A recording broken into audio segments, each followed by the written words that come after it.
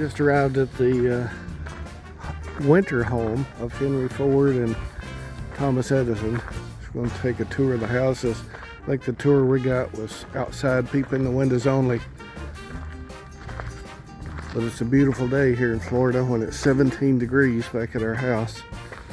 Expecting snow and ice and sleet and any mixture of the above.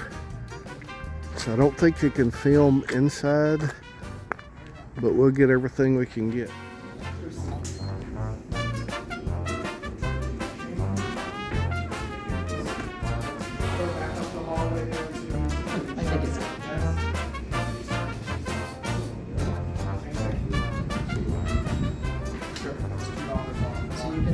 The museum that's right around the corner, and there will be people at the desk. Please feel free to have a seat up here on the porch. I'm just waiting for everyone to join us.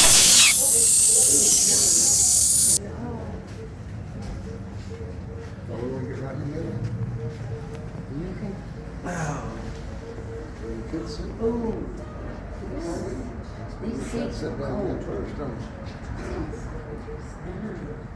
As we do, I am going to introduce this lovely, lush area. Now, this is our garden center.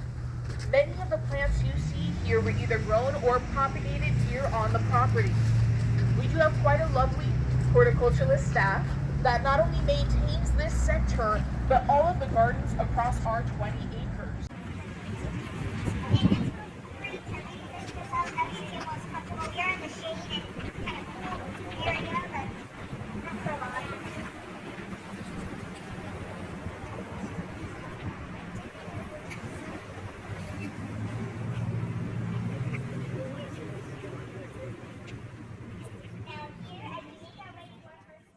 At this time.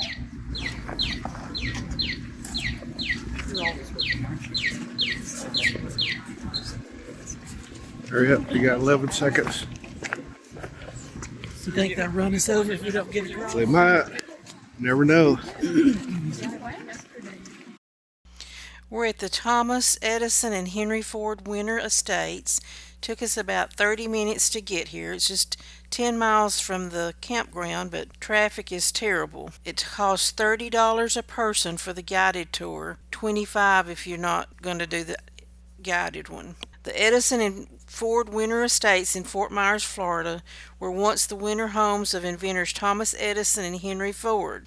Edison built his estate in 1885, seeking a warm climate for his health, and Ford joined him in 1916. The two industrial giants formed a close friendship, with Ford often visiting Edison's estate.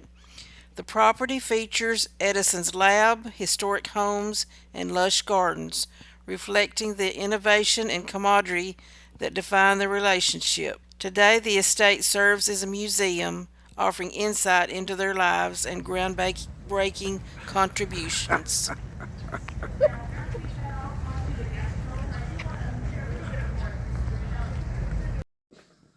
Edison's talking doll. By the 1880s, Edison's tin-foil phonograph was a scientific success. He began to take steps toward creating commercial uses for his invention. 1880s. It fascinates me that people had the vision to imagine this.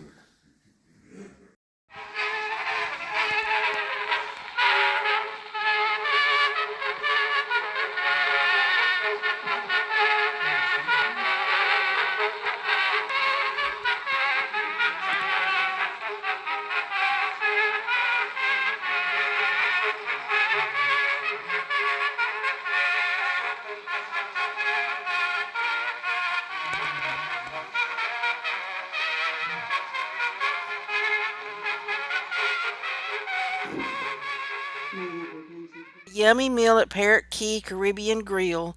It was all outside seating, which was a little chilly, but it was a good meal and a good time.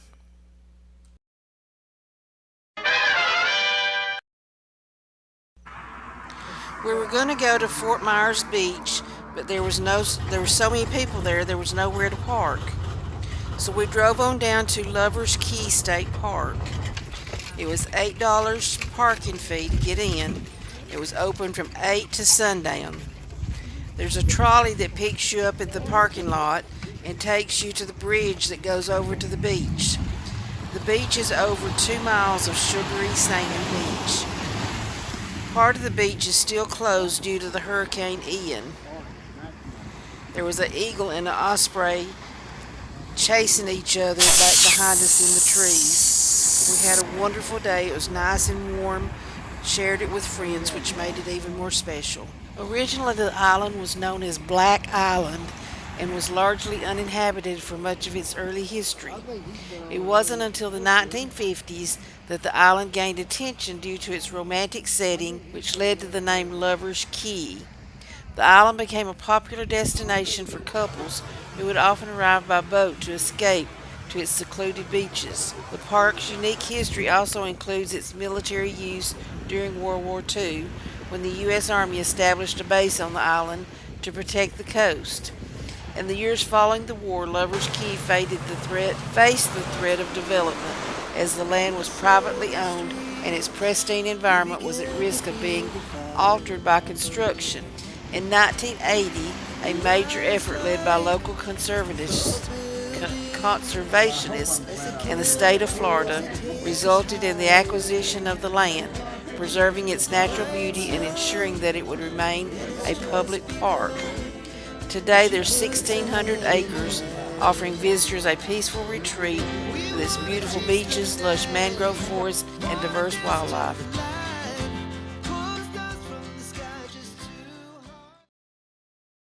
That's all, folks.